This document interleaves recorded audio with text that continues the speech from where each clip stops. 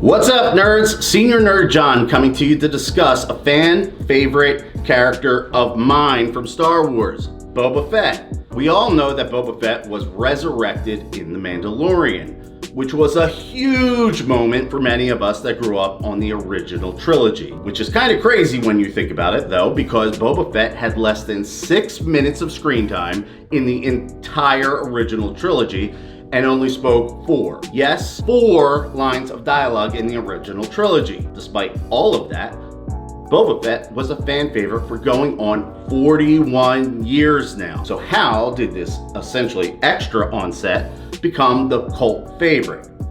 For me, it's because I've been waiting 41 years to see one story. That right there is a story that I need to know. That line alone moved Boba Fett into a mysterious cult hero. From that moment on, everyone knew that Boba Fett was the biggest badass in the galaxy. Darth Vader, the baddest of the bad, was hiring him again after his last target was disintegrated. But that's not all. He even has the balls to stand up to Vader about his loss of bounty money. 3 years later, in the Return of the Jedi, we see Boba Fett at Jabba's palace when Luke Skywalker and the crew make a rescue attempt of Han Solo. When Leia, dressed as a bounty hunter, threatens Jabba with a thermonuclear detonator, Boba Fett is the first to draw his weapon and nearly kill her. He was like a silent future version of Doc Holliday or Billy the Kid. When the rescue attempt begins, Boba Fett's reputation is reinforced again when Han goes into full-blown panic attack after Chewbacca tells him Fett is there. He dies the most inglorious death by falling into the Sarlacc's mouth, but still, this character has 4 lines of dialogue and less than 6 minutes of screen time and remained a favorite of every kid that grew up in the 70s and 80s. He was such a fan favorite that George Lucas brought him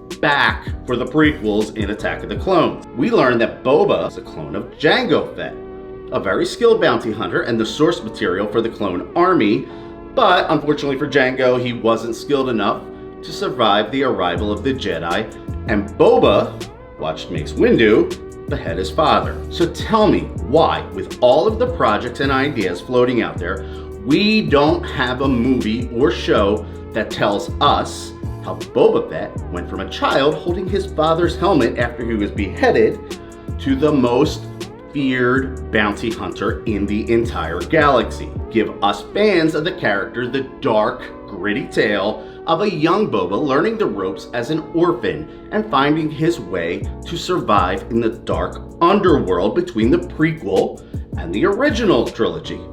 Let us see the characters that hang out in Mos Eisley Cantina, which makes it the most wretched hive of scum and villainy. Give us the dark stories that were once promised to us in 2005 as the Star Wars Underworld series. It doesn't seem that we will get that tale though, because at the end of the last episode of Mandalorian Season 2, they teased us with a show coming up on Disney Plus called The Book of Boba Fett. There is great potential for new storytelling with the older, grizzled Boba Fett and Fennec Shand working together. I see 2 distinct directions to take this story.